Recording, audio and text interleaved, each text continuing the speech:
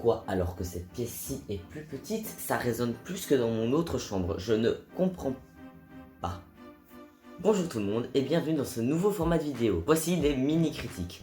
Alors ce format, en quoi il consiste? C'est tout simplement, comme dit dans le titre, des petites critiques faites plus ou moins à chaud de pièces que j'ai vues très récemment, que je posterai, disons, assez rapidement, pas comme les musical reactions, où là c'est vraiment plus travaillé, et où ça met quand même relativement de temps à sortir, le temps que je les monte, et pour aussi un petit peu varier les plaisirs entre ça et les musical reviews. Alors pourquoi ne pas faire que des musical reactions, vous me demanderez? Bah tout simplement parce qu'il y a plein de pièces que je vois, surtout que maintenant je n'habite plus dans un pays où il n'y a jamais de comédie musicale.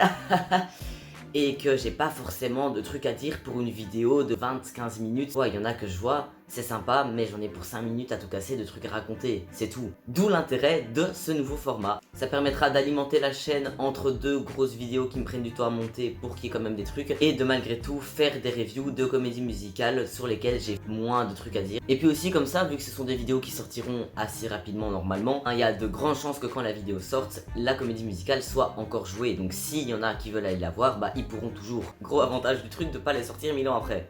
Alors vous me direz que c'est pas vraiment un nouveau format vu que j'ai déjà fait quelques mini critiques sur ma chaîne. Faut savoir qu'à la base je comptais réserver ce type de vidéo exclusivement à TikTok en faisant vraiment des petites reviews vite fait rapides. Vidéos TikTok que du coup je réuploadais comme un espèce de bonus sur ma chaîne YouTube.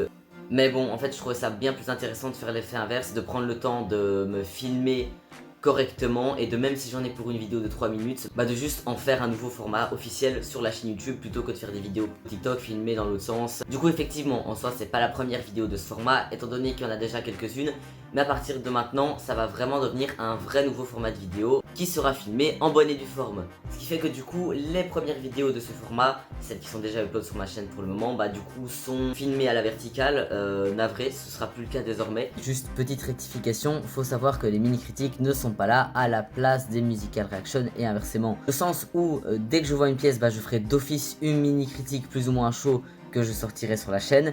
Mais si c'est une pièce sur laquelle j'ai beaucoup de trucs à dire, il y aura en plus de la mini critique un musical reaction où j'entrerai vraiment dans les détails et dans l'analyse approfondie, mais qui là sera plus travaillé et du coup sortira dans beaucoup plus de temps. Et si j'ai pas spécialement plus de trucs à dire ou à analyser que ça sur la pièce, bah il y aura juste la mini critique et il y aura aucun musical reaction qui viendra.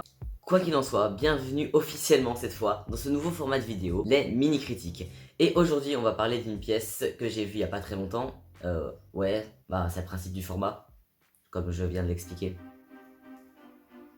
Du coup aujourd'hui on va parler de Hedwig and the Angry Inch, que j'ai été voir au Café de la Seine si je dis pas de bêtises. Alors Hedwig and the Angry Inch, qu'est-ce que c'est? C'est une comédie musicale emblématique. Mais trêve de blabla, Hedwig and the Angry Inch, de quoi ça parle? C'est l'histoire d'une femme transgenre, leaduse d'un groupe de rock, qui s'appelle Hedwig, et qui va nous raconter sa vie. Voilà. Faut savoir qu'elle est d'origine allemande, donc elle a vécu plein de trucs, notamment la chute du mur de Berlin. Elle va nous raconter son parcours, sa relation avec un chanteur extrêmement populaire, extrêmement connu, qu'il a jeté comme une vieille chaussette. Enfin voilà. Faut savoir qu'à la base, j'avais vraiment aucune info sur la pièce. J'ai complètement découvert la pièce et son concept aussi. Parce que le concept de Hedwig, c'est quoi? C'est presque un seul en scène en fait. Il n'y a pas du tout de changement de décor, de changement de lieu, etc. Nous, le public, on est le public d'Hedwig qui joue dans une salle quelconque et qui va nous raconter son histoire. C'est presque un one-man show, sauf que bah, y a son groupe qui est avec elle pour faire les musiques des chansons qu'elle chantera. Et puis l'histoire d'Hedwig est aussi tellement intéressante, tellement passionnante et tellement émouvante aussi. L'acteur qui jouait Hedwig était incroyable, il jouait super bien, il faisait très bien l'accent allemand parce que du coup Hedwig avait un accent allemand. Et tenir ça pendant tout un show, pas dû être facile. Il y avait beaucoup de blagues qui jouaient avec le fait qu'elle ne parlait pas français. Et du coup parfois elle se trompait un peu de mots et ça faisait des blagues un petit peu sexuelles. Enfin voilà, on est dans l'ambiance. Je trouvais qu'il y en avait un petit peu beaucoup, enfin ça devenait un peu redondant. Mais bon, sans que ça soit vraiment choquant, enfin voilà, c'était le truc. Bon, au moment, on a compris. Mais dans tous les cas, le comédien était vraiment très juste dans son jeu, très spontané. Il y avait des moments vraiment très émouvants. Et à la fin, j'en suis ressorti en disant waouh, mais quelle histoire de dingue, et on a presque l'impression que c'est une réelle histoire, une histoire qui est quand même parfois très dure à entendre. Surtout pour l'époque, faut savoir qu'à la base, Hedwig c'est un truc qui date des années 80 ou 90, je sais plus, 90 je crois. Je vais parler comme les Français, mon dieu.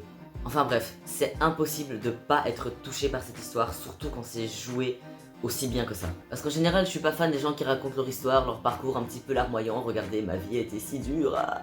Mais là, c'était tellement beau, c'était tellement émouvant, ça avait pas du tout cette impression-là. Parlons un petit peu de la scénographie. Je te disais, on n'avait qu'une seule scène, mais elle était vraiment décorée à la perfection, très raw. Il y avait une espèce de voiture sur scène, sur les côtés et dans le fond, c'était comme des murs de pierre pour montrer vraiment l'ambiance un petit peu grunge du truc. Il y avait un écran derrière avec les sous-titres parce qu'il faut savoir que la pièce était jouée en français, mais les chansons, qui sont les chansons du groupe de Hedwig, sont en anglais. D'ailleurs, big up à tous les musiciens qui ont complètement assuré. Ils étaient complètement dans leur personnage, ils étaient incroyables. Franchement, j'ai rien à dire sur les performances. Alors que de base, c'est joué dans une petite salle, c'est pas un gros truc avec un énorme budget, mais juste la justesse du jeu, la justesse de la mise en scène. Parce que c'était très simple comme mise en scène, mais il n'y avait absolument pas besoin de plus, il n'y avait pas besoin de 1000 trucs, ça faisait complètement le taf. Ça rendait le tout très très intime en fait, et c'était exactement l'intimité qu'il fallait pour ce genre d'histoire. Partout en elle-même, honnêtement j'ai pas grand chose à dire dessus, elle faisait le taf. Il y en a qui faisaient marquer quand même avec vraiment de très beaux textes, de très belles mélodies. Ça variait beaucoup entre ce qui devait être plus mélancolique, plus violent.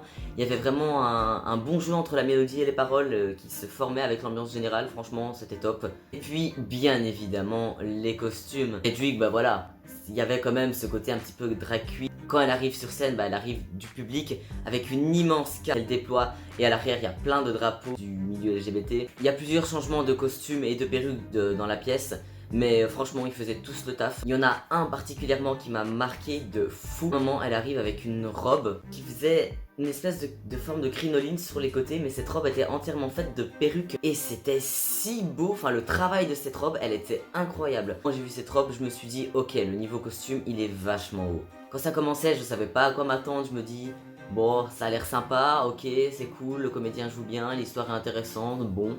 Et puis au plus ça allait, au plus j'en prenais plein la tronche, ah mais clairement. Du coup, si vous hésitez, n'hésitez plus, franchement, foncez, allez voir Hedwig and the Angry. Vous ne pourrez qu'être touché par cette pièce.